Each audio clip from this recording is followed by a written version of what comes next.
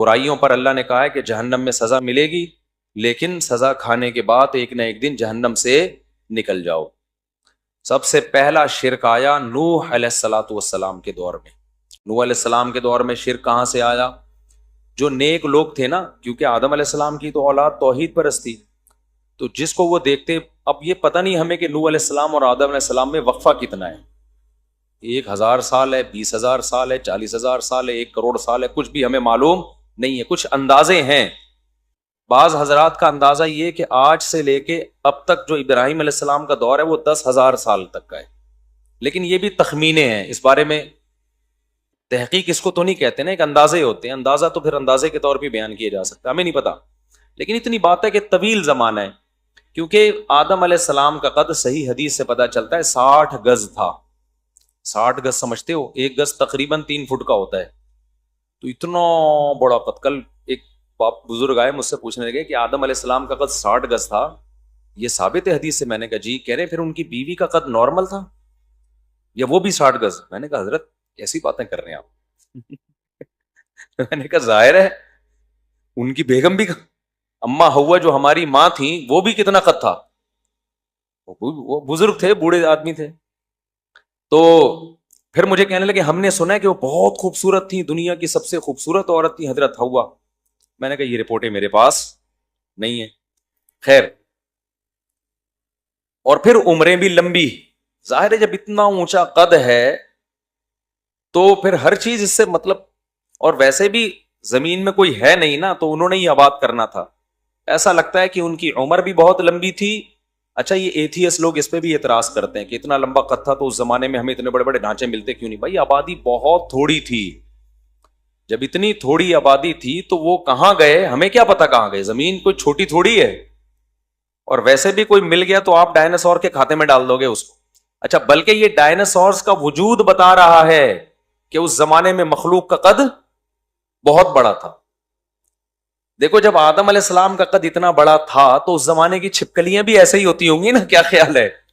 اس زمانے کے چوہے بھی ایسے ہی ہوتے ہوں گے۔ تو یہ ڈائناسورز کے جو مجسمے نکلے ہیں، اس سے بھی پتا چلتا ہے کہ اس زمانے کی مخلوق کیا تھی، وہ تھی ساری مخلوق بڑی بڑی مخلوق تھی۔ اللہ نے زمین میں بہت سارے لوگوں کو آباد کرنا تھا تو ان کے قد اللہ نے چھوٹے کر دیے، کیونکہ ابھی اسی سٹائل کے لوگ ہوتے نا اتنے بڑے بڑے، تو کھاتے کتنا، وہ کتنا کھانا چاہیے تھا ان کو، تو بڑے مسائل ہو سکتے تھے۔ بہرحال اب اللہ کی حکمتیں تھیں۔ تو پہلے پیغمبر جو اس زمین پہ توحید کی دعوت کے لیے آئے ہیں وہ ہیں نوح علیہ الصلوۃ والسلام۔ نوح علیہ السلام وہ پیغمبر ہیں جن کے دور میں شرک پھیل گیا تھا۔ شرک کیسے پھیلا تھا؟ جو نیک لوگ ہوتے تھے، بڑے بزرگ ہوتے تھے، لوگ عقیدت محبت میں آ کے بیٹھنا بھی چاہیے، اس سے شریعت نے منع نہیں کیا۔ آج 2 انتہائی ہیں، ایک انتہا یہ کہ بزرگوں کو خدا بنا لو، دوسری انتہا یہ کہ بابا لیس ہو جاؤ، بزرگ ہوتے ہی نہیں ہیں۔ یہ دونوں افراط اور تفریط ہیں۔ بھائی بزرگ ہر دور میں مارکیٹ میں ہوتے ہیں، نیک لوگ ہوتے ہیں، ان سے جا کے اصلاح لیا کرو، آشیرواد لیا کرو، ان سے دعائیں کروایا کرو، ان سے ان کی خدمت میں بیٹھا کرو، اس سے بہت فائدے ہوتے ہیں۔ اس پر قرآن و سنت میں بہت ساری دلیلیں ہیں کہ ان کی صحبت اٹھاؤ، لیکن یہ نہ سمجھو کہ وہ عالم الغیب ہیں، وہ پھونک لگائیں گے تو الیکشن کا سارا وہ پانسا بدل جائے گا۔ یہ کام اسٹیبلشمنٹ کا ہو سکتا ہے، کسی پھونک کا نہیں ہو سکتا۔ تو یہ جو ہے نا، اب کیا ہوا کہ وہ بزرگوں کے مجسمے انہوں نے بنا لیے دنیا سے جانے کے بعد یادگار کے طور پر۔ اسی وجہ سے اسلام میں تصویر پر پابندی لگا دی، لوگوں نے اپنے باپ دادا کی تصویریں لٹکائی بھی ہوتی ہیں یادگار کے طور پر۔ ختم کر دو یہ سب۔ ابا کو یاد رکھنا ہے، اما کو یاد رکھنا ہے، دعائیں کیا جائے، کام آئیں گی ان کے تصویروں سے۔ ان کو عذاب تو مل سکتا ہے، کام نہیں آئی، تو اپنی پیروں کی مرشدوں کی تصویریں لگا کے گھوم رہے ہیں، یہیں سے تو شرک پھیلتا ہے۔ انہی تصویروں کی تعظیم شروع کر دیتے ہیں نا، اسلام نے بند کر دیا دروازہ۔ اگر تصویر سازی کی اسلام میں کوئی اہمیت ہوتی تعظیم کے لیے جو تصویریں ہوتی ہیں، تو سب سے پہلے صحابہ سید الانبیاء کی تصویریں محفوظ کرتے۔ کوئی حالانکہ تصویر سازی کا فن اس وقت عروج پر تھا، مگر ہمیں پیغمبر کی ایک تصویر بھی نہیں ملتی، تو اس نبی نے نفی کی ہے تصویروں کی۔ تو آپ بھی اپنے گھروں میں نا یہ یادگار کے طور پہ شادی بیاہ کی، میں کیسا لگ رہا تھا، میں یوں لگ رہا تھا، چھوڑ دو اس کو۔ البتہ ڈیجیٹل تصویر کو بہت سے محقق علماء تصویر مانتے ہی نہیں، کیونکہ اس میں قرار نہیں ہوتا، وہ لمبی بحث ہے۔ خیر، تو نوح علیہ الصلوۃ والسلام کو اللہ نے بھیجا، وہ پہلے پیغمبر تھے جو دنیا میں توحید کی دعوت دینے کے لیے آئے. اس سے پہلے پیغمبر اعمال کی دعوت دینے کے لیے آتے تھے، برائیاں چھوڑ دو، یہ کرو وہ کرو. تو پہلے پیغمبر ہے نوح علیہ السلام جو کس دعوت کے لیے آئے؟ بولو، توحید. اچھا، نوح علیہ السلام کو یہ اعزاز حاصل ہے کہ آدم ثانی کہا جاتا ہے. ہم سب نوح علیہ السلام کی اولاد میں بھی ہیں، جیسے آدم علیہ السلام کی اولاد میں، اسی طرح نوح علیہ السلام کی. وجہ کیا ہے؟ قرآن نے کہا ذریۃ من حملنا مع نوح انہ کان عبدا شکورا وجعلنا ذریتہ هم الباقین. اللہ کہتے ہیں میں نے نوح کی ذریت ہی کو باقی رکھا. حام، سام اور یافث نوح علیہ السلام کے 3 بیٹے تھے. جب پوری دنیا میں طوفان آیا ہے نا، نوح علیہ السلام کی قوم ایمان نہیں لائی. 950 سال دعوت دی نوح علیہ السلام نے، تھوڑا عرصہ نہیں ہوتا. اللہ کا حلم دیکھو، کہتے ہیں نا اللہ حلیم ہے. حلیم کا معنی بردبار، جلدی عذاب نہیں دیتا، مہلت دیتا ہے. کتنی مہلت دی؟ 950 سال. اور نوح علیہ السلام کہتے ہیں دعوت قومی لیلا و نہارا، دن میں بھی دعوت، رات میں بھی دعوت. بار بار بلاتے رہے اللہ کی طرف آؤ، اللہ کی طرف آؤ، اللہ کی طرف آؤ. لیکن ظاہر ہے جس قوم کا پیٹ بھرا ہوا ہونا، اس کو اللہ کے علاوہ سب کچھ سمجھ میں آتا ہے. اس کو اللہ کے علاوہ سب کچھ سمجھنا. جیسے آج کل ہمارے بہت سے عرب لوگ جو ہے نا، معاشی وسائل کی وجہ سے ان کے وہ پیٹ فل ہو چکے ہیں، لہذا اب ان کو مذہب کیا لگ رہا ہے؟ داڑھی والے ان کو اچھے نہیں لگ رہے، مذہب ان کو بالکل بھی پسند نہیں آ رہا. تو اس لیے بعض موقع پہ غربت ہی اللہ کی نعمت ہوتی ہے. ہر ایک کے لیے پیسہ اچھا نہیں ہوتا. تو جس حال میں اللہ رکھے نا اس میں خوش رہا کرو. بعض لوگ کہتے ہیں پیسہ آ جائے، پیسہ آ گیا نا تو اللہ کو ہی نہ بھول جاؤ سب سے پہلے، جیسے کہ بھول رہے ہیں وہ لوگ آہستہ آہستہ. تو اب کیا ہے؟ تو قوم کے پاس وسائل تھے، نوح علیہ السلام بلاتے رہے اللہ کی طرف آؤ، توحید جس نے پیدا کیا اس کو پکارا کرو، وہ اس کو پکارا کرو، مت پکارو ان پتھروں کے بنی ہوئی مورتیوں کو. خالق وہ ہے، مالک وہ ہے. 950 سال. پتہ ہے مسئلہ کیا ہوتا ہے لوگوں کے ساتھ؟ مسئلہ یہ ہوتا ہے لوگ کہتے ہیں یار ہم تو گناہ کرتے ہیں، کوئی عذاب تو آتا نہیں ہے. اتنے لوگ شراب پی رہے ہیں، نارمل لائف گزار رہے ہیں. اتنے لوگ زنا کر رہے ہیں، نارمل لائف گزار رہے ہیں. اتنے لوگ یہ کر رہے ہیں، وہ کر رہے ہیں، نارمل لائف گزار رہے ہیں. یہ بہت بڑی بھول ہے، یہ بہت بڑا دھوکہ ہے. اللہ بار بار کہتے ہیں میں نے جزا اور سزا کا دن دنیا نہیں رکھا بلکہ آخرت رکھی ہے. اگر میں دنیا میں دینا شروع کر دوں تو سارے انسان کے بچے بن جائیں نا. تو یہی مسٹیک ہوئی ہے نوح علیہ السلام کی قوم سے. نوح علیہ السلام نے کہا عذاب آئے گا، اللہ سے توبہ کرو، استغفار کرو، توبہ کرو. 950 سال تک قوم دیکھتی رہی. 950 سال سے ہم سن ہی رہے ہیں، اب تک تو عذاب آیا نہیں. وہ دلائل میں غور نہیں کر رہے کہ جس اللہ نے تمہیں بنایا ہے، جس نے پیدا کیا، تم خود تھوڑی بنے ہو. الم تروا کیف خلق اللہ 7 سماوات طباقا وجعل القمر فیہن نورا وجعل الشمس سراجا خلقکم اطوارا. کیسے ماں کے پیٹ میں اس نے تمہیں کیسے پیدا کیا، خون سے گوشت، گوشت سے ہڈیاں، ہڈیوں سے آنکھیں، گوشت سے آنکھیں، ناک، دل. یہ سارے اسٹیپ بائی اسٹیپ آٹومیٹیکلی تھوڑی ہو رہے ہیں. لیکن میں نے بتایا جب پیٹ بھرا ہوا ہوتا ہے تو اللہ رسول کے علاوہ سب کی باتیں سمجھ میں آتی ہیں. قوم کا پیٹ بھرا ہوا تھا، ان کو نوح علیہ السلام بالکل بھی سمجھ میں نہیں آ رہے. تو اب کیا ہوا؟ اللہ کہتے ہیں پوری قوم کو میں نے تباہ و برباد کیا. نوح علیہ السلام کا واقعہ تو جہاں آئے گا میں انشاءاللہ وہ تفصیل سے بتاؤں گا. پوری قوم تباہ کر دی اللہ نے. تو نوح علیہ السلام کا ایک بیٹا کنعان، وہ بھی عذاب میں تباہ ہو گیا. 3 بیٹے جو کشتی میں سوار ہوئے، حام، سام اور یافث. ان 3 بیٹوں سے نسل چلی ہے نوح علیہ السلام. اب ہم میں سے کوئی حام کی اولاد میں، کوئی یافث کی اولاد میں، کوئی سام کی اولاد میں. لیکن یہ تینوں سلسلے جا کے کہاں ملتے ہیں؟ اب یہ انڈونیشیا اور ملیشیا والے لگ رہا ہے سب ایک ماں باپ کی اولاد ہیں، ایک جیسی شکلیں بالکل. انڈونیشیا کے کچھ لوگ آئے نا حج کرنے کے لیے، تو ہمارے استاد سے بوڑھے تھے، بزرگ تھے، انہوں نے کہا یار یہ سب کی شکلیں ایک جیسی، لگتا ہے سب ایک ماں باپ کے بچے ہیں یہ. ٹھیک ہے نا؟ تو ہم لوگوں میں لگتا ہے کہ ایک مختلف قوموں کا اختلاط ہوا ہے، لیکن انڈونیشین کے بارے میں، ملیشین کے بارے میں لگتا ہے کہ ایک ہی ماں باپ کہیں ابا اماں گئے تھے ملیشیا یا انڈونیشیا، پھر کہیں اور انہوں نے شادی کی نہیں، بالکل ایک جیسے. چائنا والے بھی ایسے ہی ہیں، تبھی چائنا والے دوسری شادی نہیں کرتے، ان کو پتا ہے پہلی بیوی بھی اسی شکل کی ملے گی جس شکل کی دوسری بھی اسی شکل کی ملے گی جس شکل کی پہلی ہے. چائنا میں اسی وجہ سے رواج نہیں ہے، ہمارے یہاں اپنی ڈفرینٹ چہرے ہیں. تو چائنا میں کیا ہے، ایک ماں باپ کی اولاد ہے. خیر، تو اللہ میاں نے اب نوح علیہ السلام جو جب دوبارہ آباد ہوئے، یعنی نوح علیہ السلام کی کشتی جودی پہاڑ پہ ٹھہری، پھر اللہ نے خوب آپ کی اولاد میں برکت دی، خوب اولادیں ہوئی آپ. اور پھر یہ سلسلہ چلتے چلتے چلتے چلتے یہ جو سلسلہ چلا ہے بالآخر ابراہیم علیہ السلام تک آیا ہے. تو حضرت ابراہیم علیہ الصلاۃ والسلام جو تھے، یہ پھر ان کی قوم میں شرک آیا. ابراہیم علیہ السلام نے دعوت دی، اور ابراہیم علیہ الصلاۃ والسلام نے کو اللہ نے اتنی آزمائشوں میں ڈالا، اتنی آزمائشوں میں کہ اللہ کہتے ہیں کہ ہر آزمائش میں ابراہیم علیہ السلام پورا اترے. ابراہیم علیہ السلام کی جو تاریخ ہے نا، وہ ہم سے وہ یقینی ہے. یعنی یقینی کا مطلب تقریباً یقینی، وہ تقریباً 4000 سال پرانی تاریخ، 4 یا بلکہ 3600 آپ کہہ لیں، کیونکہ نبی صلی اللہ علیہ وسلم اور ابراہیم علیہ السلام کا زمانہ تقریباً 2000 سال کا ہے. کیونکہ اس کی ہسٹری کیا ہے، وہ تقریباً محفوظ ہے. کیونکہ ابراہیم علیہ السلام کے بعد نا دنیا میں علم بھی بہت پھیلا ہے، پھر ان کی اولادوں میں، اب ان کی اولادوں کا تذکرہ قرآن میں، تورات میں، انجیل میں، پھر کیونکہ یہودیوں نے بھی ان کی تاریخ محفوظ رکھی ہے نا، تو وہ سلسلہ نبی صلی اللہ علیہ وسلم سے ہم تو 1400 سال ہو گئے، 1445 سال ہو گئے، اور اس سے پہلے 2000 سال، سمجھتے ہو.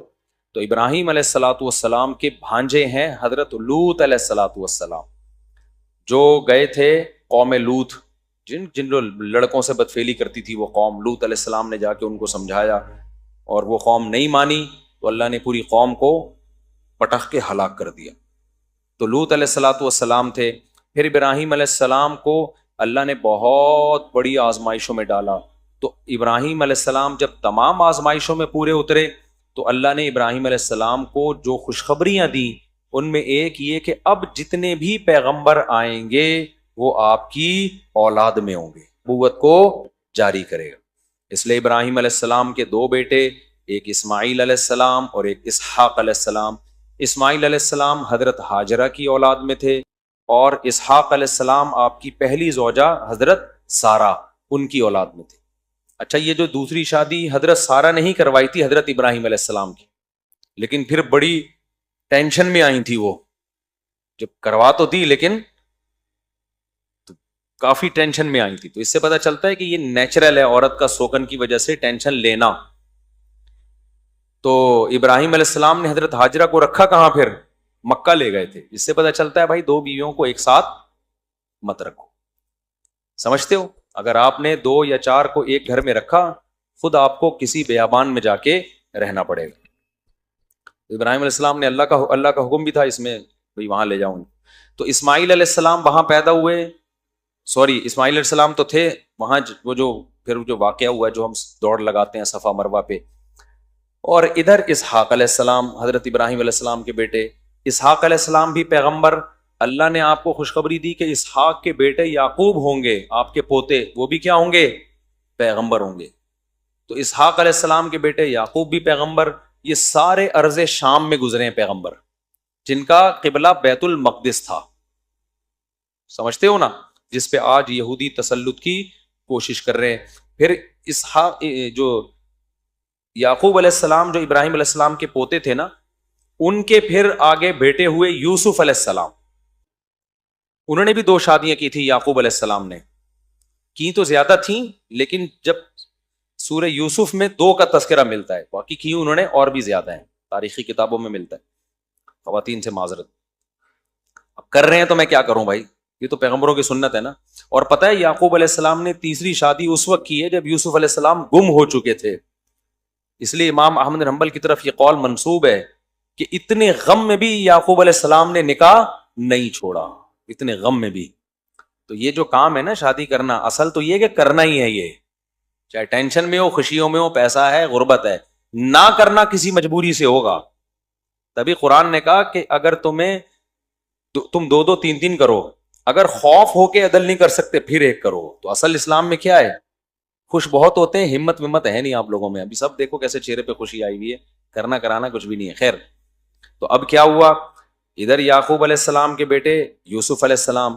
اب یوسف علیہ السلام چونکہ گم گئے تھے تو مصر میں چلے گئے فروخت ہو کے. تو مصر میں پھر یوسف علیہ السلام کی حکومت قائم ہوئی. اور پھر یعقوب علیہ السلام بھی کہاں چلے گئے؟ جب آپ کے بیٹے مصر کے بادشاہ بنے ہیں کہ یعقوب علیہ السلام بھی کہاں چلے گئے؟ مصر. جب وہاں گئے ہیں تو بنی اسرائیل شام سے نکل کے, فلسطین سے نکل کے کہاں چلے گئے؟ مصر جا کے آباد ہو گئے. اب یہ جو مصر تھا نا, یہ بنی اسرائیل کا اپنا وطن نہیں تھا, یہاں یہ لوگ تھے اجنبی. لیکن حکومت ان کے پاس آ گئی کیونکہ انہوں نے, یوسف علیہ السلام نے قحط کے دنوں میں مصر کی جو غیر مسلم اسٹیٹ تھی اس کو تباہ و برباد ہونے سے بچایا.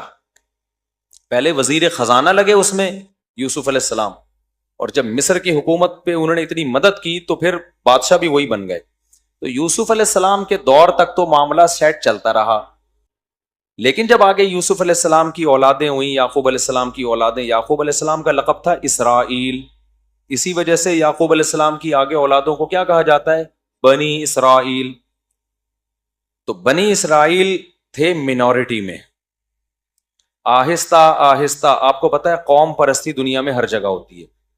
تو جو مصر کے لوگ تھے وہ یہ نہیں دیکھتے تھے کہ ہمیں تباہی سے بچانے والے یہ لوگ ہیں, بلکہ وہ دیکھتے تھے یہ اقلیت میں ہیں, مسلم ہیں. اور آپ کو پتا ہے اسلام میں ایک بے پناہ اٹریکشن ہے. جس میں اٹریکشن ہوتی ہے جیلیسی اسی سے ہوتی ہے کہ نہیں ہوتی؟ کیا ہو گیا بھائی؟ اٹریکشن جہاں ہوگی حسد بھی. تبھی دنیا میں جتنے لوگ ہیں نا وہ مسلمانوں سے اور اسلام سے جتنا جلتے ہیں کسی اور مذہب سے اتنا نہیں. ہندوستان میں دیکھ لو, جتنا ظلم مسلمانوں پہ ہو رہا ہے کسی اور مذہب میں اقلیت والوں پہ نہیں ہو رہا. کیوں؟ ان کو پتا ہے ان کے پاس ایک سسٹم ہے, نماز ہے, روزہ ہے, زکوٰۃ ہے, حج ہے, فیملی سسٹم کا ایک طریقہ ہے, وراثت کے پورا ایک سسٹم ہے. ڈاکٹر ذاکر نائک کو 1 سال کے لیے انڈیا میں آزاد چھوڑ دو آپ, یا ان جیسے کسی آدمی کو جو اس طرح اوپنلی تبلیغ کرے, آدھا انڈیا مسلمان ہو جائے گا. کیونکہ کسی کے پاس دلائل کی دنیا میں جواب نہیں ہے. تبھی تو یہ لوگ باتیں کرتے ہیں, آزادی دیتے نہیں ہیں کسی کو.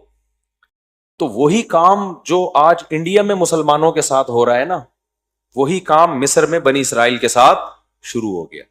حکمران آتے رہے, انہوں نے کہا بھائی یہ کب سے حکومت کے حقدار ہو گئے, مصر تو ہمارا ہے, یہ تو موصلے ہیں موصلے. لہذا آہستہ وہ تھے منورٹی میں, ان کو حکومت سے بھی نکالا. حکومت سے نکالنے کے بعد ان پہ ظلم کیا, بادشاہ مسلط ہوتے رہے. ہر مصر کے ہر بادشاہ کو فرعون کہا جاتا تھا, لقب تھا یہ. تو فرعون, مختلف قسم کے فرعون آتے رہے اور اقلیت میں ہونے کی وجہ سے ان پہ ظلم کرتے رہے. لیکن ان کو ایک کھٹکا لگا رہتا تھا, یار یہ ہیں حق پرست. جو حق پر ہوتا ہے نا اس میں ایک خاص طاقت ہوتی ہے جو اسے موٹیویٹ کرتی ہے. تو ظلم کرتے کرتے ان کو غلام بنا لیا. کافی طویل عرصہ بنی اسرائیل نے غلامی کی زندگی گزاری.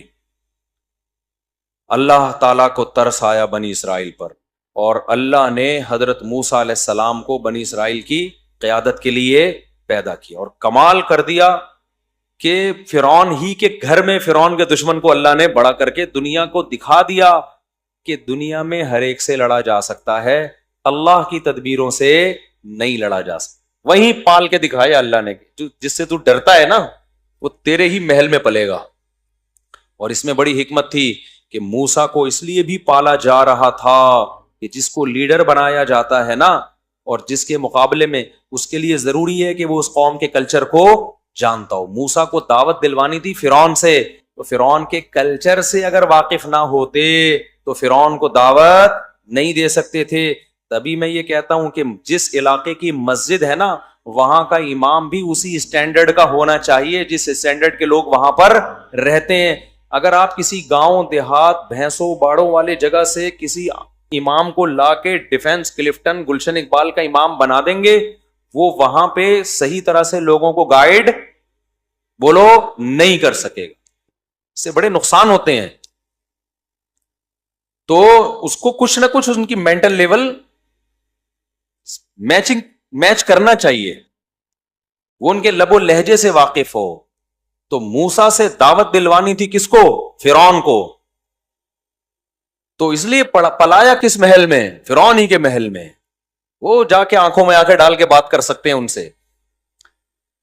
تو اللہ تعالیٰ کیا فرماتے ہیں؟ ہاں اب کیا ہوا؟ موسیٰ علیہ الصلوۃ والسلام کے ذریعے پھر فرعون کی حکومت کا خاتمہ ہوا. سورہ طٰہٰ میں آج اس پر پورا بیان تھا، وہ ہم کسی اور وقت انشاءاللہ کریں گے. آج سورہ مریم کو ہم تھوڑا سا جلدی سے کرتے ہیں. تو فرعون کی حکومت کا موسیٰ علیہ السلام کے ذریعے خاتمہ ہو گیا، اور پھر پورا وہ حکومت دوبارہ کس کی آ گئی؟ بنی اسرائیل کی.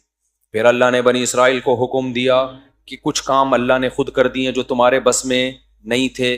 اچھا، موسیٰ علیہ السلام کو اللہ نے یہ نہیں کہا کہ فرعون کے خلاف بغاوت کرو، وجہ اس کی یہ تھی کہ اسلام بھی گراؤنڈ ریئلٹی کو دیکھتا ہے. بہت پاورفل حکومت تھی جو اپنے اوپر ظلم سہ رہی تھی، وہ ظلم کے خلاف آواز نہیں اٹھ کرتی، وہ بندوقیں توپیں لے کے فرعون کے محل پہ چڑھائی کیسے کرتی؟ گراؤنڈ ریئلٹی یہ تھی کہ بھائی ان سے لڑا نہیں جا سکتا. اس لیے صبر صبر صبر، استعینوا باللہ واصبروا، اے میری قوم اللہ سے مدد کرو، مدد طلب کرو اور صبر کرو. آج ہمارے یہاں کیا ہوتا ہے؟ تھوڑی سی طاقت آئی اور ایک دم خلافت کی باتیں شروع، الٹ دو سارا نظام، پلٹ دو. اس کا نتیجہ الٹنا پلٹنا کچھ بھی نہیں ہوتا، اور لاشوں کے انبار لگ جاتے ہیں اور فساد پھیل جاتا ہے سوسائٹی میں. جب یہ لڑائی ہوئی تھی نا یہودیت کی 67 یا 71 کی جو وار ہوئی تھی نا عربوں کی اور اسرائیل کی، پتہ ہے آپ کو؟ عرب اسرائیل جو جنگ ہوئی تھی، مولانا ابو الحسن علی ندوی رحمۃ اللہ علیہ نے کہہ دیا تھا اس میں فتح اسرائیل کو ہوگی، عربوں کو نہیں ہوگی. حالانکہ عرب اس وقت بہت پرہیزگار تھے اور بہت بڑی تعداد میں تھے، اور سب میں لڑنے کا بے پناہ جذبہ تھا. ابو الحسن علی ندوی بہت بڑے عالم گزرے ہندوستان میں، بڑے محقق، آج ان کی ساری پیشگوئیاں پوری ہو رہی ہیں. انہوں نے کہا تھا فتح کس کو ہوگی؟ اسرائیل کو. لوگ حیران ہوئے کہ حضرت آپ کیا بات کر رہے ہیں، ادھر عرب اتنے، مصر بھی لڑ رہا ہے، لبنان بھی لڑ رہا ہے، اور سعودی عرب بھی تعاون کر رہا ہے. تو انہوں نے کہا کہ جہاں حقیقت اور صورت کا مقابلہ ہوتا ہے نا، وہاں کامیابی حقیقت کو ملتی ہے، صورت کو نہیں. کہا کہ یہاں صورت تو ہے، نعرے، جذبے، سجدوں کے محراب، اللہ کی یاد میں رونا، شہادت کے جذبے، تیاری نہیں ہے. یہودی کے پاس کچھ بھی نہیں ہے، تیاری پراپر کر کے میدان میں اترا ہے. اسے پتا تھا کہ مصر سے بھی حملہ ہو سکتا ہے، میں جب یہ کروں گا، پہلے سے اس نے اس کا انتظام کیا ہوا تھا. خفیہ ایجنسیاں چھوڑی ہوئی تھی کہ مصر کے طیارے اڑنے کا پروگرام بنائے نا تو بتا دینا ہمیں، تاکہ ہم ایئرپورٹ پہ ہی تباہ کر دیں ان کو. تو ہوا یہ کہ مصر کے طیارے ابھی تیاری کر رہے تھے نا، جہازوں پہ کپڑا پڑا مار رہے تھے صبح اٹھ کے، یار اسرائیل نے حملہ کیا، چلو ہم بھی تھوڑا سا شیمپو ویمپو سے نہائیں. ان کے پائلٹوں نے کہا کہ ہم بھی جا کے، ظاہر ہے وہ یہودی ہے، وہ پہلے سے اس کو پتا تھا کہ یہ چین سے تھوڑی بیٹھیں گے جب ہم حملہ کریں گے فلسطین پہ. تو اس کو پہلے سے تیاری تھی کہ کہاں کہاں سے حملہ ہو سکتا ہے. اتنی ایجنسی کے لوگ اس نے گھسیڑ دیے تھے پہلے سے، وہ 50 سال سے اس کی تیاری کر رہا تھا، اور پوری پراپر تیاری کے ساتھ اس کو. تو ہوا یہ کہ ابھی اس نے پورا اڈا ہی اڑا دیا کس کا؟ ایئر اٹیک کا. تو مولانا ابو الحسن ندوی چونکہ حالات دیکھ کر آئے ہوئے تھے نا سارے، انہوں نے کہا ادھر جذبہ بہت ہے، تیاری بالکل بھی بولو نہیں ہے، باتیں ہیں تیاری نہیں ہے. ادھر پوری پراپر تیاری ہے اسرائیل کی. آج بھی یہی کچھ ہو رہا ہے، پھینکتے رہو بس، میں یہ کر دوں گا، میں یوں کر دوں گا. کچھ لوگ رو رہے ہیں آ کے، ابے تمہارے پاس پیکج کیا ہے؟ پھر مولویوں کو برا بھلا کہہ رہے ہوتے ہیں، ممبر پہ بیٹھ کے شادیوں کی باتیں کر رہے ہیں، جہاد کر نہیں رہے. تم بھی تو مولویوں کی مخالفتیں کر رہے ہو ممبر پہ بیٹھ کے، تم کیا کر رہے ہو؟ تم کون سا جہاد کر رہے ہو؟ تو باتیں کرنے پر گورنمنٹ